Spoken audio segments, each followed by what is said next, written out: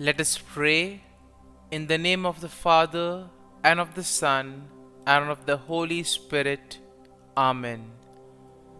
O Jesus, through the Immaculate Heart of Mary, I offer you my prayers, works, joys, and sufferings on this day for all the intentions of your Sacred Heart, in union with the holy sacrifice of the Mass throughout the world, in reparation for my sins, for the intentions of all my relatives and friends, and in particular for the intentions of the Holy Father.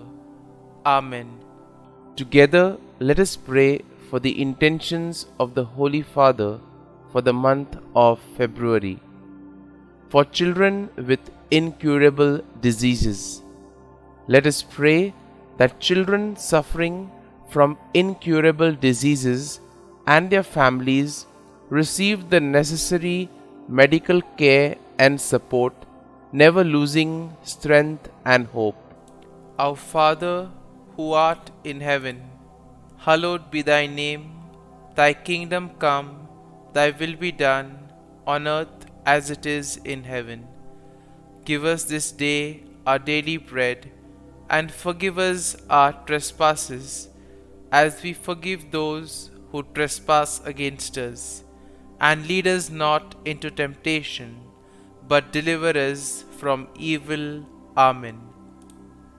Hail Mary, full of grace, the Lord is with you.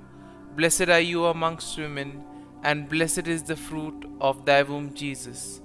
Holy Mary, Mother of God, pray for us sinners, now and at the hour of our death. Amen.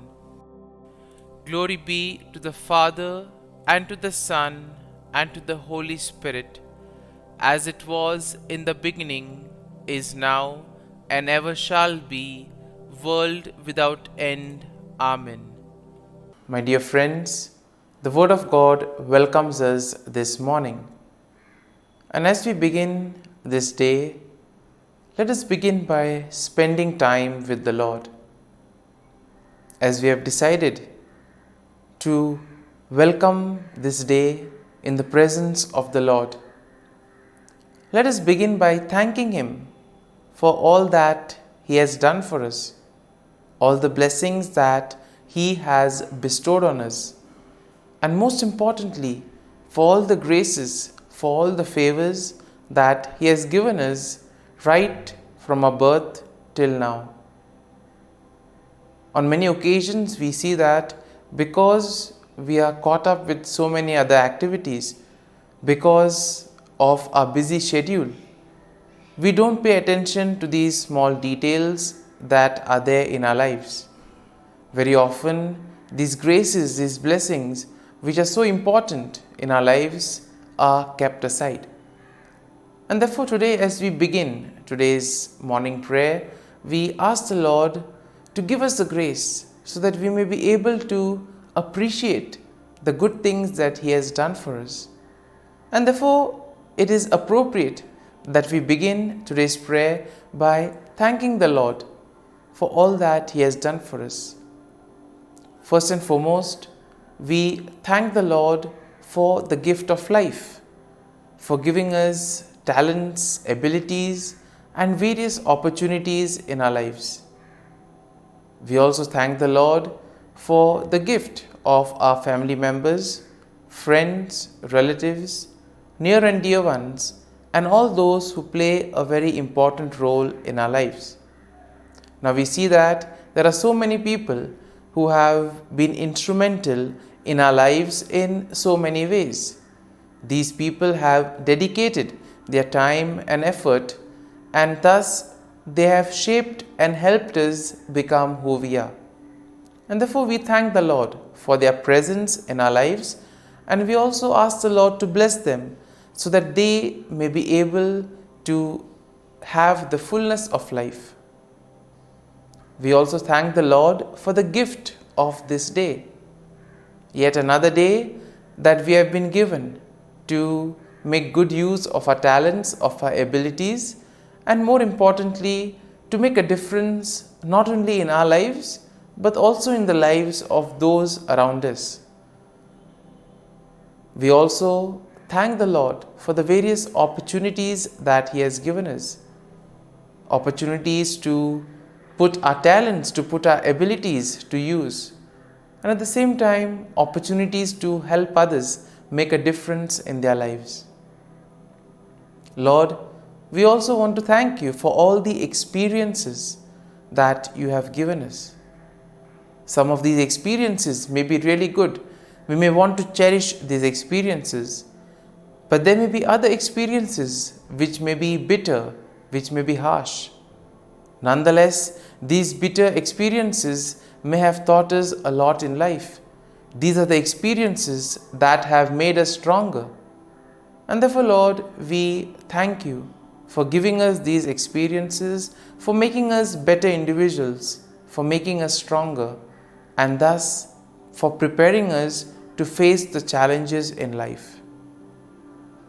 And therefore, my dear friends, as we participate in this morning prayer, let us ask the Lord for this grace that we may be able to radiate His presence to the world around us, that we may be able to become messengers of peace, joy, and love, spreading His message of goodness, spreading His message of peace and love to the world around us. And therefore, let us ask the Lord to accompany us in whatever we do today, so that every action, every word may radiate His love, peace, and joy. My dear friends, let us now reflect and meditate on Psalm 60. As usual, we shall have a general overview of the psalm. We shall, in general, just take a look at what the psalm is exactly trying to tell us, what are the themes that are present in the psalm. And then we shall take a look at the psalm in detail, looking at each of these themes, each of these aspects in detail. And when we have an overview, or when we look at the psalm at a glance, we see that Psalm 60 is a psalm of lament that is attributed to David, and it is believed to be written during a time of distress and defeat, possibly after a military setback. Now we see that setbacks are very common in life, and sometimes it becomes very difficult for us to deal with these setbacks. We have planned something, things don't go according to plan, and therefore we feel disappointed, we lose our faith, our trust and hope. We get disappointed and we are not interested in anything else later on then. And possibly in those moments, this is a psalm that can help us to collect ourselves, to rejuvenate, to place our faith and trust in the Lord and allow Him to bring us out of that situation. Now, we see that the psalm can be divided in 4 main sections. And in verses 1 to 3, we see that there is an acknowledgement of God's rejection and a plea for restoration. In the second section, we see a reflection of God's past deliverance and a request for His help. And this we will find in verses 4 to 8. In verses 9 to 11, we see there is a cry for God's intervention against the enemy. And finally, in verses 12 to 14, there is a declaration of confidence in God's victory. And therefore, overall, when we take a look at Psalm 60, we see that Psalm 60 will reflect on David's plea for restoration and victory in the face of distress and defeat. And this psalm highlights the importance of seeking God's help and acknowledging His power and deliverance. This psalm can also serve as a reminder of the need to depend on God's intervention, especially in times of trouble, and to trust in the faithfulness of the Lord and thus rejoice in the victory that the Lord provides us. And now let us take a look at the psalm in detail. Now, in the first section of the psalm, we see that David acknowledges the sense of God's rejection and he pleads for restoration. So in a way here we see that David is probably sensing that he has gone away from the Lord, and therefore now he wants to restore back. He wants to come back to the Lord. He wants to undo the wrong that he has done. And here he begins by expressing his feeling of being rejected and cast off by God. Once again, pretty strong at this point of time. And here we see that he does this by symbolizing it or comparing it to the breaching of the walls of the land. And therefore here we see that David now recognizes the severity of the situation, and therefore he implores God to intervene and restore his favor and protection. So he has gone away from the Lord, and now he wants the Lord to help him come back to him.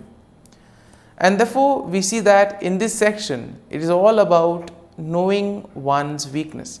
Therefore in our lives too, when we become aware of our weakness, of our shortcomings, that is the first step towards transformation. It is only once you are aware of what you have done wrong, or once you are aware of the areas where you are going away from the Lord, it is only then can you begin the remedy or the corrective measures.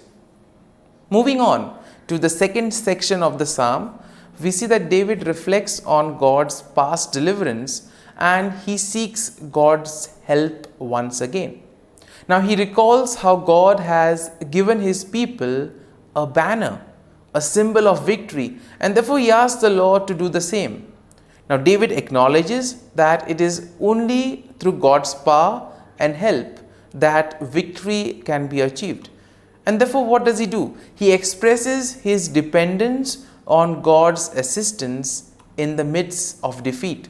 So he already knows that he is deep in trouble, but still he has faith that the Lord can do something about it. And my dear friends, this is something that all of us need to have. We too need to have that confidence that the Lord will do something to help us, to guide us and bring us out from those stressful, difficult moments. Now in the third section, we see that David cries out for God's intervention against his enemy. And therefore he pleads for God to extend his help and to defeat the enemy who has brought devastation and affliction upon them. Now David also will acknowledge the significance of God's intervention, and thus he recognizes that his victory is completely dependent on God's action. And therefore this aspect of surrendering, this aspect of placing oneself in the hands of the Lord, allowing the Lord to guide and protect, this is very important and is explicitly seen in this psalm. And therefore in the final section, we see that David declares his confidence in God's victory. He proclaims that God's right hand, symbolizing his strength and power, will lead to triumph and will lead him to victory against his enemies. And therefore we see that David acknowledges that victory will ultimately depend on God. It is God who will do everything for him. And thus he expresses that he himself needs to place his faith and trust in the Lord, and that the Lord will act on behalf of him and also on behalf of all the people. And therefore, my dear friends, as we reflect on this psalm, let us spend time in assimilating it. Let the psalm take root in us, so that when we are faced in these difficult moments, when we feel that we are deep down in trouble, this psalm can act as a great source of consolation. It can help us to regroup. It can help us to get back on our feet by placing our faith and trust in the Lord. And therefore, my dear friends, as we have reflected and meditated on this psalm, let us now close our eyes at this morning hour and let us thank the Lord. Let us praise the Lord. Let us glorify the Lord. Loving Father, you have given us this time in the morning. You have been gracious to us. You have given us your Son, our Lord Jesus Christ, who has cleansed us from our sin. He has taken away all our sins and He has given us a new life. Lord, we thank You for giving us the Holy Spirit. And therefore, Lord, we ask You to bless us and protect us at every step of the way. Be our guiding force.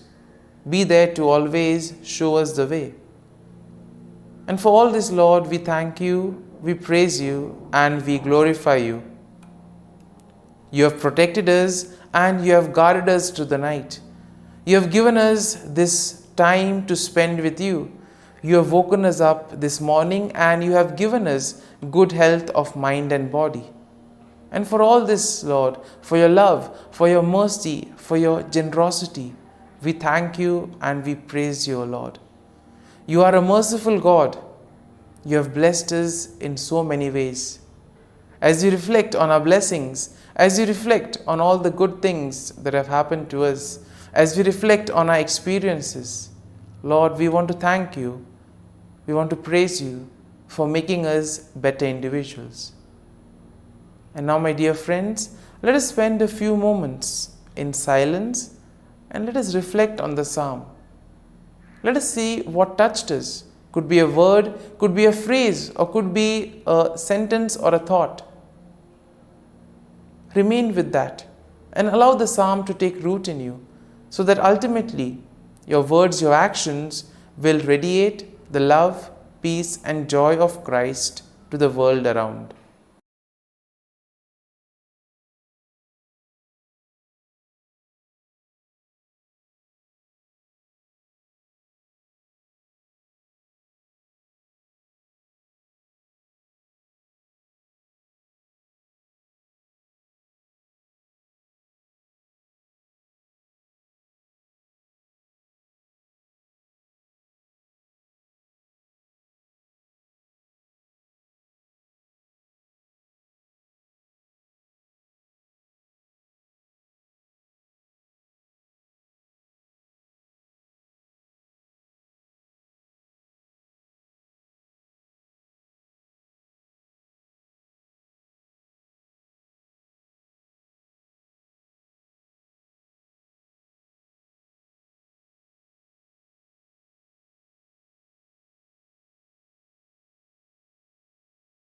Prayer to Saint Michael the Archangel for protection. Saint Michael the Archangel, defend us in battle. Be our defense against the wickedness and snares of the devil. May God rebuke him, we humbly pray. And do Thou, O Prince of the heavenly hosts, by the power of God, thrust into hell Satan and all the evil spirits who prowl about the world, seeking the ruin of souls. Amen. Act of Adoration. O Sacrament most holy, O Sacrament divine, all praise and all thanksgiving be every moment Thine. Saint Gertrude Prayer for souls in purgatory. Eternal Father, I offer Thee the most precious blood of Thy divine Son, Jesus, in union with the masses said throughout the world today, for all the holy souls in purgatory, for sinners everywhere, for sinners in the universal church, those in my own home and within my family. Amen. May the divine assistance remain always with us, and may the souls of the faithful departed through the mercy of God rest in peace. Amen. Glory be to the Father, and to the Son, and to the Holy Spirit, as it was in the beginning, is now, and ever shall be, world without end. Amen.